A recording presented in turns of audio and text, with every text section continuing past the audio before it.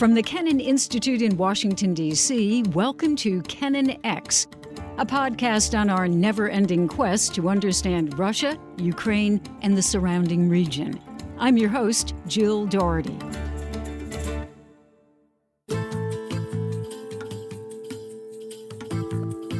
I first visited what was then called Soviet Georgia back in 1972, and I was stunned. Suddenly, in the midst of all the drabness of the USSR, I found myself surrounded by color and music and incredible food, a vibrant culture, and people with expansive personalities. Over the years, I've returned to independent Georgia many times, but it wasn't always for happy reasons. I was there during the Georgian Civil War in 1992, during the ferment of the Rose Revolution in November 2003, and I covered the Russo-Georgian War in 2008 from Moscow. So, it's a turbulent history. And right now, Georgia once again is on the verge of change. It's looking west to Europe, but it has challenges. It's not a member of NATO, but it did join the Partnership for Peace back in 1994, and it sent 2 infantry battalions to serve with U.S. forces in Afghanistan. And then in March of 2022, Georgia applied for membership in the European Union. The EU said it was ready to grant membership, but it outlined 12 priorities that Georgia needs to address in order to be admitted to the EU. A few years ago in Tbilisi at a security conference, I met Tinatin Khidasheli. She's known as Tina, and I never forgot her. At that point, she was Georgia's Minister of Defense, the first female in that post. She was a former member of parliament, and I could see that she was a real dynamo who was fighting for human rights and against corruption in Georgia. Now she's chairperson of the Georgian think tank Civic IDEA, and I'm very happy that she can join me for today's Kennan X podcast. Welcome, Tina. Thank you very much. Thank you, Jill, for having me on this podcast. Great. Well, let's continue that conversation that we started 5 years ago. And then I actually saw you here in D.C. just a few days ago at another conference. But I was thinking of this. In March of this year, the world saw that dramatic footage of a woman in Tbilisi. She was on the streets, and she was part of a huge protest against a law that was similar to Russia's foreign agent law. And it would put enormous pressure on civil society. And remember, the protesters were drenched by water cannon, but the woman picked up the EU flag, struggled forward, and then some men joined her, and it was quite a scene. Tina, could you tell our listeners about that? What exactly was happening? Obviously, it was inspirational, but it also raises questions about whether Georgia can actually reach its aspirations to join the West fully. Well, today, unfortunately, when we speak particularly about the Georgia's foreign affairs, there are lots of problems domestically, lots of political confrontation amongst the political parties. But that's not what we are going to talk about today. When we talk about the foreign policy that Georgian government has today, choices that they make since the brutal aggression of Russia in Ukraine are, to say it mildly, very problematic. There are lots of people out there in the West, particularly in Europe, particularly in Brussels, who refer to Georgia's current government as pro-Russian. And obviously, it's very damaging for the reputation of this country. It's very damaging for the future of this country, for the most important thing that is escaping this Russia's world and joining free Western world. Because we know in international politics a lot is about the perceptions. And when the perceptions are formed in this way that there is a pro-Russian government running Tbilisi right now, we face problems every day, basically, in every single direction you look at, being NATO, European Union, bilateral contacts and relations with our strategic partners, etc. Last March events are a vivid example and vivid demonstration of that problem, because suddenly, out of blue, literally saying out of blue, Georgian government came up with this idea of copy-pasting Russian foreign agents law that, as we all know, This allowed the activities of most of civil society representatives in Russia who, at the end of the day, were forced to escape the regime. They've kicked out lots of international organizations, donor organizations, have problems with both domestic and international civil society players, as well as with free media. And obviously, we all understand it. Once there is a legalized pressure over the non-governmental organizations, next usually is media, and journalists are kind of in a row to be victims, same way. And it is important to know, as you've said, Jill, that a year ago, under the huge pressure from the Georgian society, Georgian civil society, as well as general public, government was forced to launch an application for the EU membership, together with Ukraine and Moldova. We were the last, we were late, and it took our government thousands and thousands to be drawn to the streets to actually make that decision. But finally, it happened on 1st of March last year. Government launched this application. And obviously, there was an understanding that from that day on, we should have done everything possible, everything in our power to convince our partners, to convince Brussels, both bilaterally as well as bureaucrats, that Georgia deserved first the European perspective, the status of membership, and then finally, eventually, the membership to the European Union. And instead of that, Georgian government started sabotaging this process. And this foreign agents law was one of those, I would say, biggest mistakes that they've made on that road, because that was kind of a last job for everybody in that country that is fighting for the last 30 years since the day one of its independence, with the European Union and NATO flags in its hands for its sovereignty and independence from Russia. And everybody, people who are not politically engaged at all, people who probably never even voted in their life, everybody understood why government was doing what they were doing and what it meant, what cost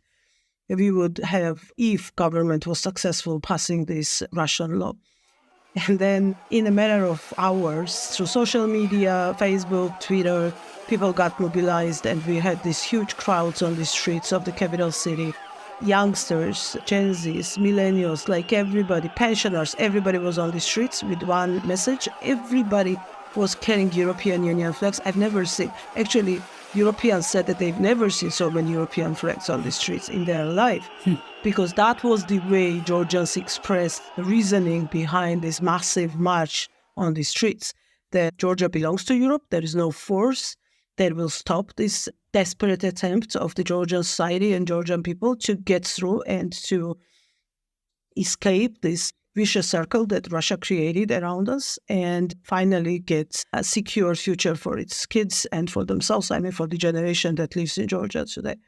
Government tried hard. Demonstrations lasted for 3 days. They almost became violent, but finally they understood that there was no backing off. And after using the water cannons, using the rubber bullets, the gas, all the means for dispersing demonstrations, when people were coming back in even bigger numbers, they understood that it was not happening. And finally, they withdrew the legislation. It was a very important moment, not only because we won that fight, but also because it empowered people even more. People started to believe again that there was power in them and they were actually in charge of the country. And this woman that you mentioned, these pictures that went viral on social media, it was picked up by the international press, and it was everywhere on CNN, on BBC, all the papers were putting this picture on their pages, obviously demonstrates very well the very spirit of those events. The Georgian government put that flag on the ground, walked on that European flag, basically denying the European future to the people, and then political opposition, civil society, media, general public, ordinary voters picked up that flag exactly like that woman did and went in this fight and hold the flag until the moment the victory was declared. And we plan on carrying this flag to the very last moment, as long as Georgia will not become the member of the European Union, as well as NATO. Unfortunately, NATO is even bigger problem today for us because that discourse is completely gone from the public discussions in Georgia.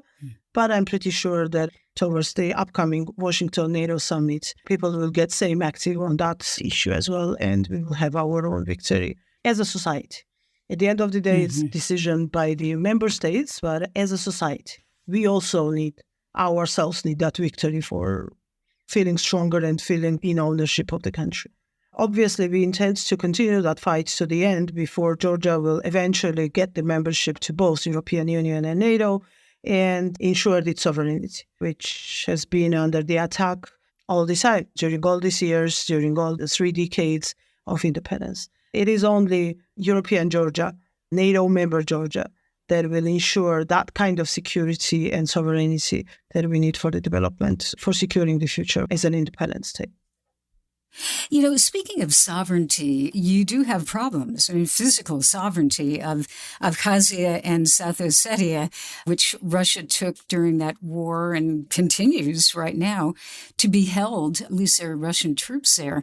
So what is the status of that? And is it as big a stumbling block, let's say, for joining the EU or for joining NATO in the future?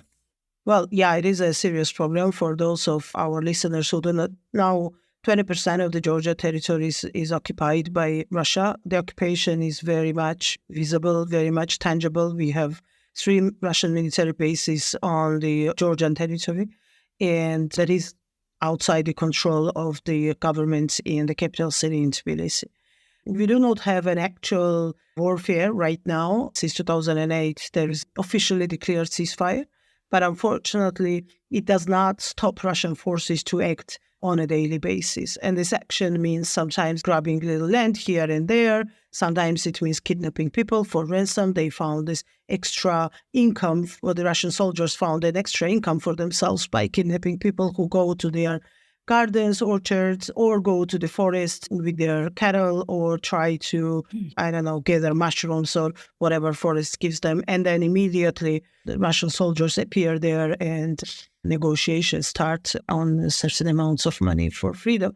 But that's not even the worst case scenario, because unfortunately we also have, if the guy is too proud or dares to ask questions or confront, then unfortunately it ends with the death. And we just had 2 weeks ago yet another Georgian man killed by the Russian militaries right in front of the church, only because, and there's a video proving it, that when he saw the Russian soldiers there, he just asked them a question what they were doing there, why they were on Georgian territory, in Georgian village in front of the Georgian church.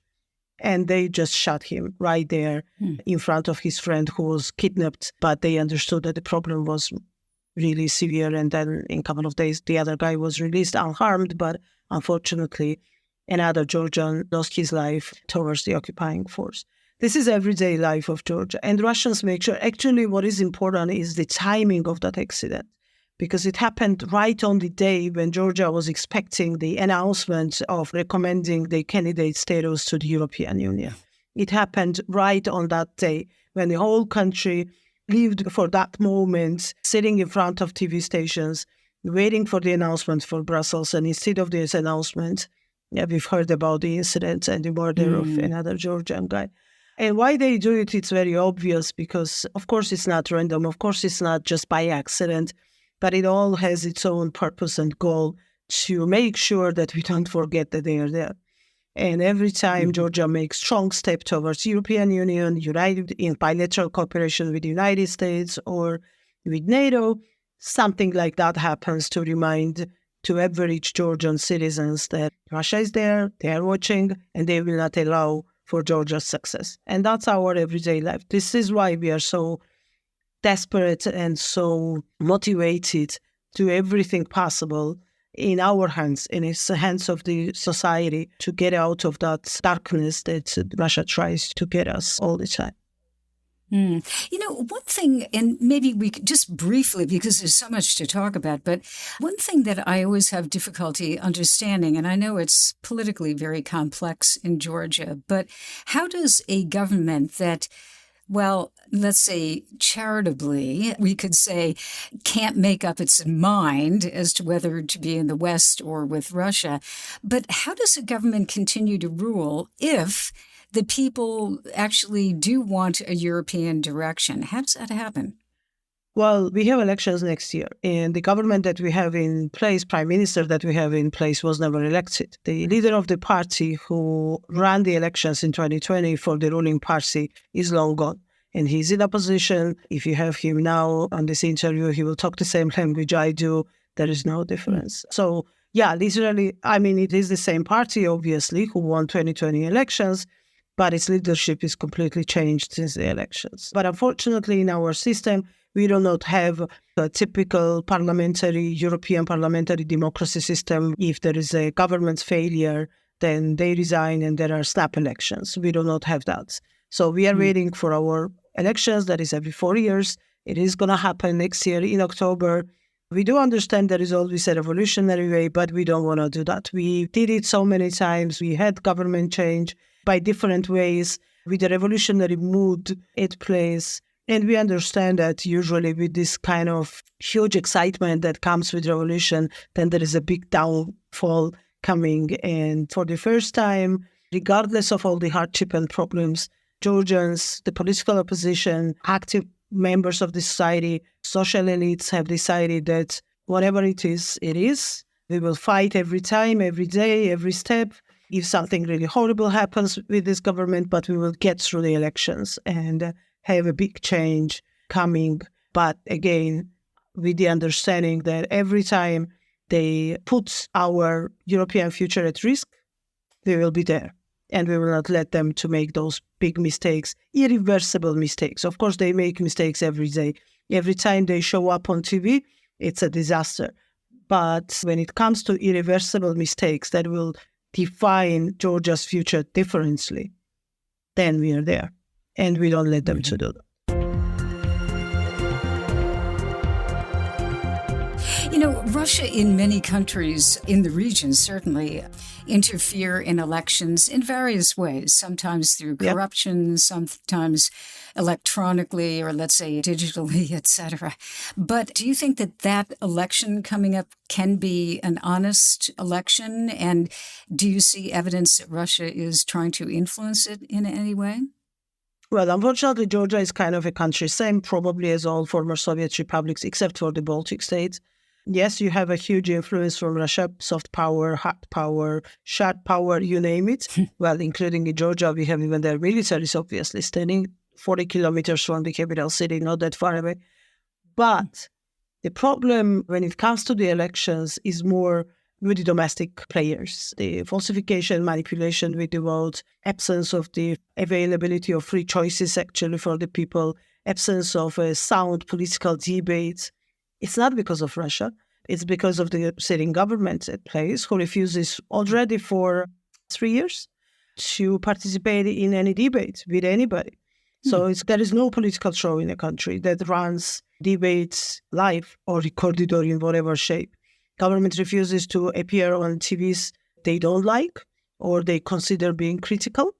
And the TV stations that favor government policies never host opposition leaders. So that's the level of the polarization we have. They cannot even breathe in the same room when it comes to the political debate. And actually, something that is so fundamentally important in a democracy and for the elections is completely absent in Georgia. And of course, it's not the only problem. We have problem with the manipulation with the vote because the poverty and unemployment is very high in Georgia. Obviously, manipulation with the people who basically fight for food every day is not that difficult. But there is one good thing about Georgia, regardless of all the attempts of any sitting government for these last 30 years, Georgian people never made a mistake on historical elections. Never. We had a power change every time when government was risking the future of the country. Because of that, you've mentioned in the beginning in your introduction, Rose Revolution. This is why the Rose Revolution happened. Rose Revolution ousted from power the guy who was darling of the West, former foreign minister of Soviet Union, Mr. Shevardnadze, whom everybody was grateful to, partly together with Gorbachev, for ending the Iron Curtain, ending the Cold War. But as soon as that government became deeply corrupt, obstructed democratic development of the country, as soon as the country was run by the relatives and close allies of Shevardnadze rather than official government public institutions, people rose and we had change. We had dramatic change of power. President, parliament, the whole thing, the ruling party was gone. 2012, again, another darling of the West, particularly of the US government, Mr. Saakashvili, who was the president of Georgia for 8 years, was changed in a peaceful electoral revolution. We call it electoral revolution because there was a landslide victory of the opposition with turnout Georgia has never seen before. Because everybody understood that with the level of manipulation and falsification of the elections Saakashvili's government was capable of, normal turnout could not help. And people were driving 5, 6, 10 hours even sometimes just to cast the vote. Unfortunately, because of the level of poverty, majority of the population lives in big cities, but they are still registered as voters in the villages and regions where they come from. And on that day, on the election day, around 4 or 5 p.m., we already knew, I was in a position at that time, I already knew that I won my district and all my friends knew we won the elections because at 5 o'clock, turnout was so high. There was no way any government could have manipulated that vote. And I'm pretty sure the same is going to happen in 2024, regardless of all the art of falsification the Georgian government invented as it is at place with the help of Russians. Nothing and nobody can stop the will of the people when it is so strongly expressed. And what we saw last March on the streets of Tbilisi is exactly that will be translated in 2024 in a voting polling station. When we saw each other here in D.C. just recently, there were a couple of other women from Georgia, very impressive, who are members of parliament as well. And I'm just interested in the role of women in politics and civil society in general. I mean, there you were, let's say, head of the military, the defense ministry, and then you got into civil society, the head of a civil society organization. Why did you take that path? And tell me something about the role of women in government in Georgia, because I think of Georgia, I have to be honest, as pretty male-oriented society. Yeah, it is. And yet there you are, very active. So tell me how that works. Yeah, it is very conservative society, absolutely, very male-dominated. There is almost no political party that is run by women, for example. You do not really have women in political party leadership that much. Although we have woman president at this moment. True. We had woman president, interim president was a woman as well before, years back. And I was in a position that is considered to be very much men's job in Georgia. And I would say not only in Georgia, in most of the countries probably. But sometimes men make those kinds of mistakes. If there is a very strong will and very strong political power shown by women. And that's one of the reasons why we came to Washington with these women, very terrific, young, brilliant Georgian women parliamentarians who are actually one of the main reasons why we had march demonstrations. If it was not for them, not only for them, but I mean for women parliamentarians from the opposition, different opposition parties in parliament, probably the knowledge and information about the consequences of that law would not be available for public. It was them who raised their voice. They were the first ones who protested in parliament, and because their voices were not heard, they were very innovative and very theatrical for making points and showing to everybody how dramatic that law was for the future of Georgia.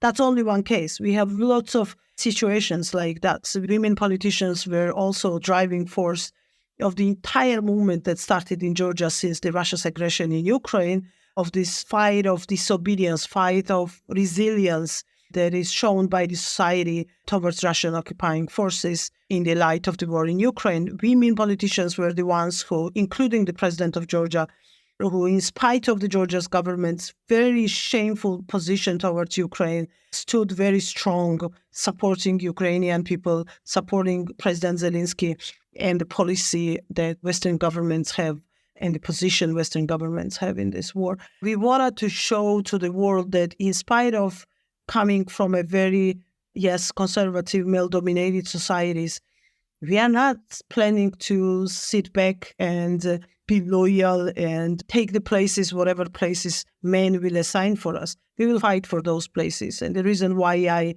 took the position of a Minister of Defense was not because it was easy and comfortable job. No, just the other way around. But I just wanted to prove the point to all Georgian girls who are looking right now to their potential in public life, going into politics or in active society, that it works. You just need to try. Yeah, sometimes you need to try harder than men, but it works. And there are people out there who already did it and who are there for you and who are ready to help you every step of the way if you decide to do that. That's actually the reason why I brought these girls to Washington, used all my contacts, all my knowledge of the capital to introduce them to Washington and to show this force to other people as well, both in U.S. governments on Capitol Hill as well as to the representatives of various think tanks in Washington. And I think it was a pretty good visit, and I think they managed to get the message through and to have everybody understand two things mainly. One, that we will fight for European Georgia. We will fight whatever it takes. So we need strong support from Washington. Yes, we do need that. But it's not like we are looking outside, not doing anything. No, we are fighting. We are doing our job. And we wanted everyone to be sure, both in Washington and also in other capitals of the member states, that with their support, we can together achieve that goal. And second, that we have very important elections next year.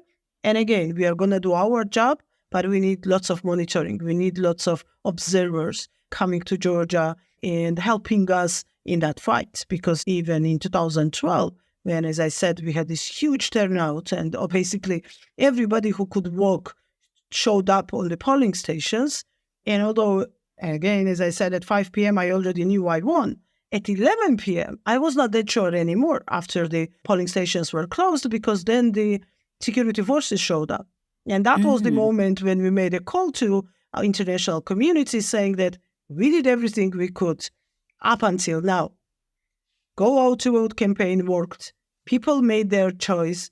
We fought for every vote. But now, counting that vote, now it's our common job. Because without the international observers, obviously there was no way we could have get those winning papers outside the polling stations and actually making them reality. And that's what we need next year as well. And that was one of the reasons also why we came to Washington. We know it's difficult here for you as well. It usually is like that. We have elections always the same time. But U.S. government is always there for us, and we hope that it will be the same next year as well. Tina Khidasheli, I want to ask you one more question, and you've been very generous with your time. Remember when we met, 4 or 5 years ago, and we had this conversation, and I've always thought about that, and I've thought about it in the context of other, let's say, countries that were part of the Soviet Union and often face this problem. And what you were saying was essentially that democracy can't just be, let's say, Jeffersonian ideals, abstract ideas, that people really need something tangible that helps them in their daily lives to actually prove to them that democracy is worth it. And you told me a story just the other day that was really interesting about some very specific payoffs that Georgians have from being closer to the West. And one of them was the issue of hepatitis. So I thought that was a very interesting thing. It was very specific, and it was really illustrative of this issue and how it works in the lives of people. Yeah, I mean, it's not only about democracy, it's also about these partnerships, right, and cooperation. What the Russian propaganda tells to the people, at least in Georgia. Russian propaganda never tells to Georgians that, oh, we are so nice, beautiful, brilliant, there is no better country than Russia, come join us. Of course, they don't, because they understand that having forcefully brought military bases and occupying part of your country does not make that case for any Georgian. So it's not going to work. It's whatever money they will spend, whatever airtime they will spend, it's not going to fly. So that's why all their propaganda says is that, yeah, we understand there are problems with Russia, and it's not like the best country to live in, but we are your only option, because there is no one else out there in the world who cares about you and who wants you on board. And of course, they use the prolonged process of Georgia's integration into NATO and European Union for their advantage, basically saying that, oh, you've been fighting for 30 years. Where did it get you? What are the benefits you have? And this is why it's very important that together with the political support, diplomatic support that we always have from our partners, and particularly from the United States, regardless of which party is in power, Georgia was blessed by bipartisan support always for all these 30 years. Republicans, Democrats, when it came to Georgia's occupation, Russian aggression, it was always extremely and exclusively supportive of Georgia's cause. But Together with that, exactly to respond to that propaganda, we have those instruments. We have those wonderful stories that you don't need even to remind the people because they know firsthand that we had almost every fifth Georgian was carrying hepatitis C. Every prisoner, in prisons, it was like very, very common problem. And then their family members, whomever they had a contact with, were infected as well. And well, statistically, it was every fifth person in Georgia.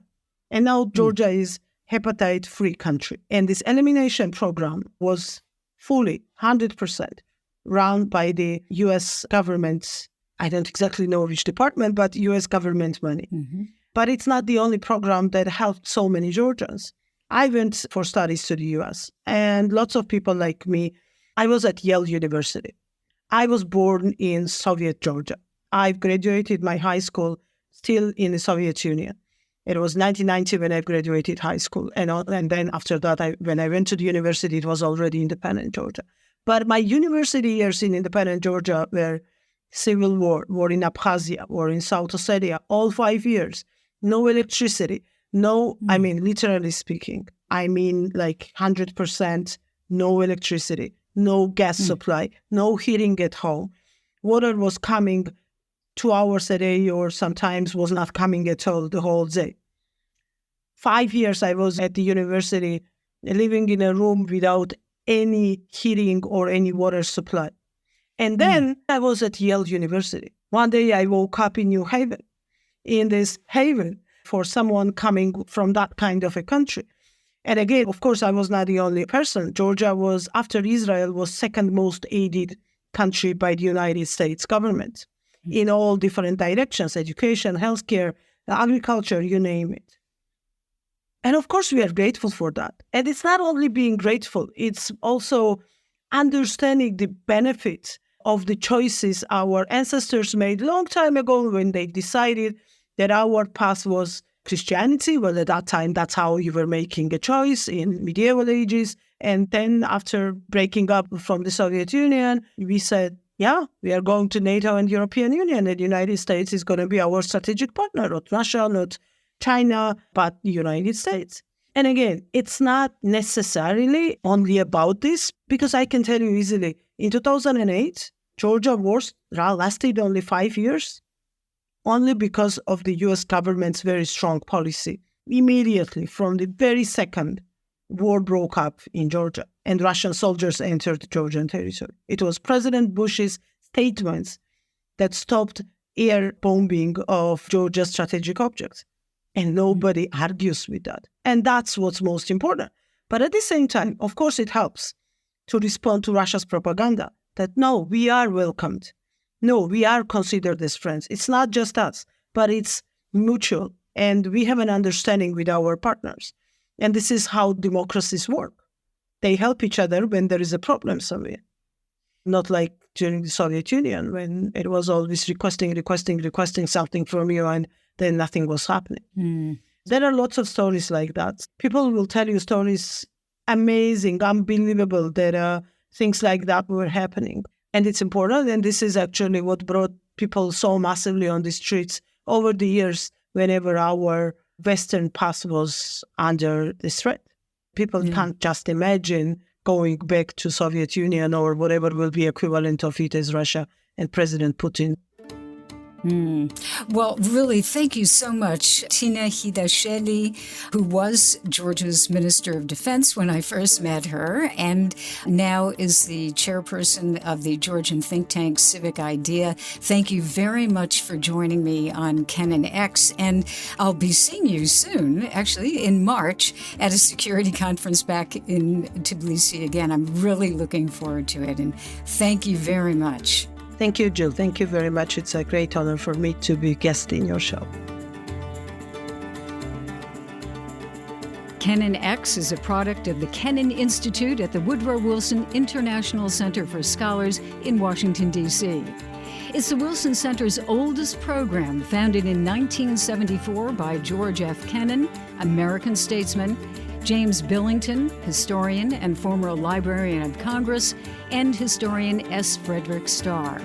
Inspired by them, the Kennan Institute's mission is to improve America's understanding of Russia and the wider region. Thanks for listening.